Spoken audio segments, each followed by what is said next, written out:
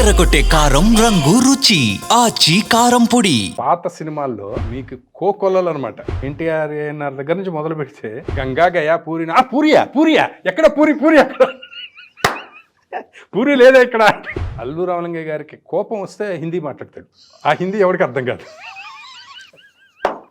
హిందీ లాంటి భాష. ఆర్టిస్ట్గా ఉన్నారు కాబట్టి నాకు ఒక డ్రీమ్ రోలు, నాకు డ్రీమ్ మోడల్, వీళ్ళ యాక్టింగ్ బాగుంటుంది, వీళ్ళ యాక్టింగ్ ఫిదా, ఇట్లాంటి ఏమైనా అభిప్రాయాలు ఉంటాయా? ఎందుకుండో ఉండదు అంటే అస్సలు సినిమాలో ఎంతమంది ఉంటారండి మనం అభిమానించేవాళ్ళు. మొదలు పెట్టండి ఎన్టీఆర్ ఏఎన్ఆర్ దగ్గర నుంచి మొదలు పెడితే సూర్యకాంతమ్మ గారు, యశ్వరంగారావు గారు, లేకపోతే రమణారెడ్డి గారు, రేలంగి గారు, అక్కడి అల్లు రామలింగయ్య గారు, ఇప్పటి వరకు మీరు చూస్తే ఎంతమంది మహామహులు, ఎంత గొప్ప నటన, అవును, ఎంత గొప్ప వాళ్ళు, ఎంత గొప్ప సినిమాలు తీశారు, ఎంత గొప్ప డైరెక్టర్లు.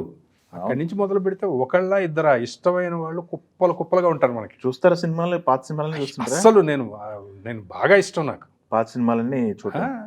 ఓకే, నేను ఇప్పటికీ చూస్తానండి, ఇప్పటికీ చూస్తాను. మొన్నే ఒక పిక్చర్ చూసానండి, రేలంగి గారిది. ఏదో రేలంగి గారితో సంబంధం మాట్లాడడానికి ఇంకొక వేరే వాళ్ళు ఎవరో వస్తారు. వచ్చి ఆ సంబంధం మాట్లాడిన వాళ్ళు, మాకు ఇన్ని ఆస్తులు ఉన్నాయి, అమ్మాయికి మేము ఇన్ని ఇస్తాము, ఆ ఆస్తి ఉంది, మాకు ఇల్లు ఉంది, పొలం ఉంది, పుట్ర ఉంది, అన్నీ మాట్లాడుతుంటే, సర్లేండి బావగారు, ఎంత ఉన్నా ఏముంది, మాది మాదే మీది మాదే అంటాడు ఆయన. మాది మాదే మీది కూడా మాదే, మాది మాదే మీది మాదే అంటే మంచి, అసలు ఎంత చిన్న డైలాగ్ అండి అది. ఇవన్నీ పాత సినిమాల్లో ఎన్నో ఉంటాయి. ఓ సినిమాలో రమణారెడ్డి గారిని వచ్చి కోర్టులో భగవద్గీత తీసుకొచ్చి దేవుని ఎదుట ప్రమాణం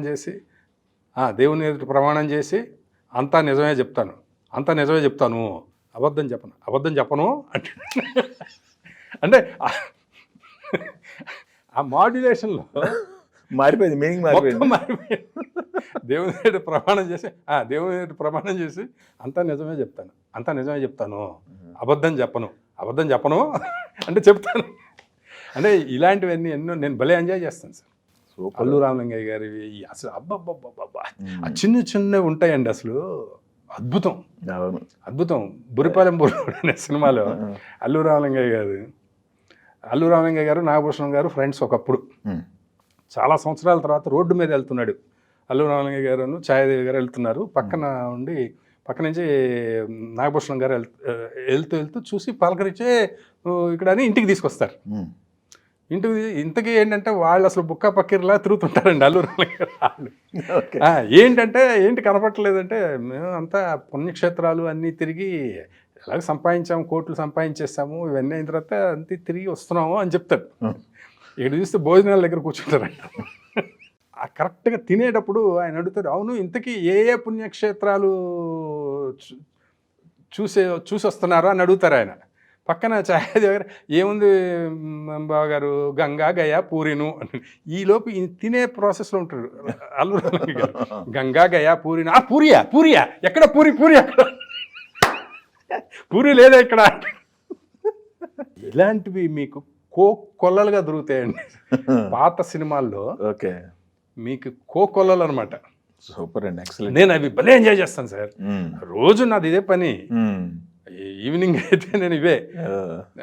ఇప్పుడు ఒక సినిమాలో 2 జేళ్ల సీత అనుకుంటా, అల్లు రామలింగయ్య గారికి కోపం వస్తే హిందీ మాట్లాడతాడు. ఆ హిందీ ఎవరికి అర్థం కాదు. హిందీ లాంటి భాష. కోపం వచ్చిందంటే చాలా ఆయనకి మామూలుగానే మాట్లాడుతుంటాడు, కోపం వచ్చిందంటే ఇంకా అసలు దడ హిందీ మాట్లాడతాడు. అయ్యో, కడుపు ఉబ్బిపోతుందండి. మీరు ఎన్నిసార్లు చూసినా కడుపు ఉబ్బిపోతుంది. ఆ మహానుభావులు అబ్బా తలుచుకొని ఇది ఉండదు నాకైతే.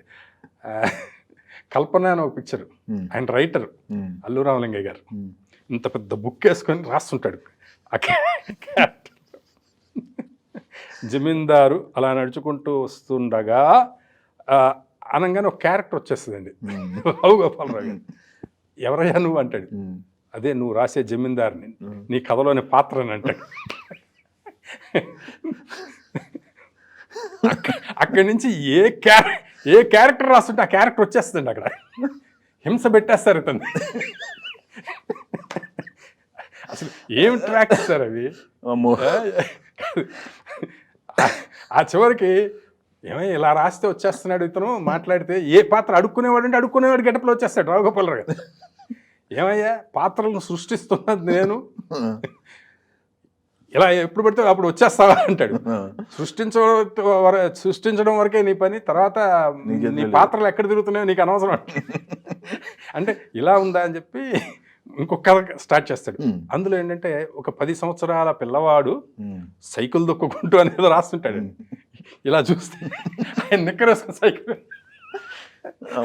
ఇది కూడా వదలవా. అసలు ఏం క్యారెక్టర్స్, ఏం క్రియేషను మామూలు లేదు. ఇప్పుడు ఏముంది సార్ మనం చేసిన కామెడీ ఇవన్నీ నథింగ్, అసలు 10% కూడా కాదండి. వాళ్ళు చేసిన దాంట్లో ఎంత అద్భుతమైన కామెడీలు చేశారు. అవును, ఆ మాడ్యులేషన్స్ ఒక్కొక్కరికి ఒక సిఎస్ఆర్ గారు ఆయన మాడ్యులేషను, లేకపోతే ఇట్లా అబ్బో అద్భుతాలు సార్. నేను అలాగే తమిళ్ కూడా చూస్తుంటానండి. అవునా? తమిళ్ కూడా ఎంఆర్ రాధా గారని మన రాధిక గారి ఫాదర్ ఒక ఆయన ఉన్నారు. ఆయన వీళ్ళందరూ పీక్స్ అండి. అంటే నిజం చెప్పాలంటే 10% కూడా కాదు ఇప్పుడున్న జనరేషన్ ఏది కూడా. వాళ్ళు టైమింగ్ కానీ, వాళ్ళ యాక్ట్ చేసే విధానం కానీ, వాళ్ళు డైలాగు ఆ కటింగ్ కానీ ఎక్కడెక్కడ వాడారా, వాడతారా? కొంచెం అటు ఇటు చేసి వాడేస్తానండి. వాడేస్తారా? ఓకే, వాడాను ఒకటి అర, అంటే ఎక్కువ కాదు, అంటే మరీ తెలిసిపోయితే బాగోదు కదండి. బాగోదు, కానీ కొంచెం అక్కడక్కడ కొంచెం వేస్తాను, మసాలా వచ్చేస్తుంటుంది బయటికి. అంటే మనకి ఇప్పుడు ఏదైనా ఒకటే సార్, మనకు ఉన్నది ఇంకోలాగా వస్తుంది అది బయట. అవును.